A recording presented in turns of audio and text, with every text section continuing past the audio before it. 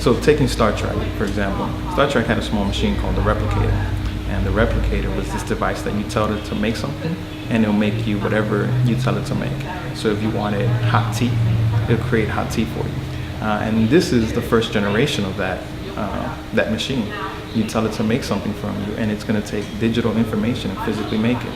That's really, you can see how it could change a lot of things, not only in business, but education, personal, medical, which it's doing now.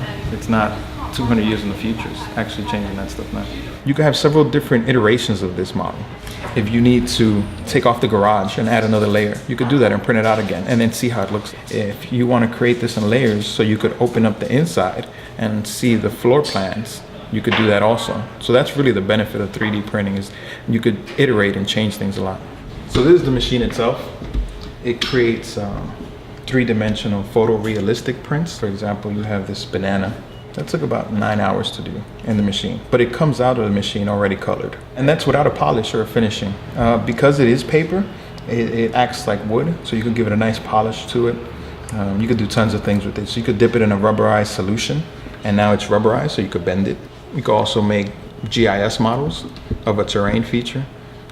Great military application, but also a great application in designing or structural engineering or myriads of different applications. Tons of application is just on the imagination.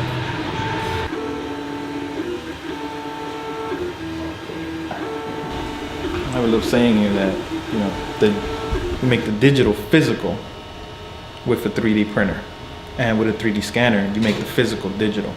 So we're tying in both worlds. So all that information that was only accessible online can now be physically touched. So that's also exciting. I guess the internet's too big to be contained now. All that data has to have an outlet, and 3D printing is that outlet.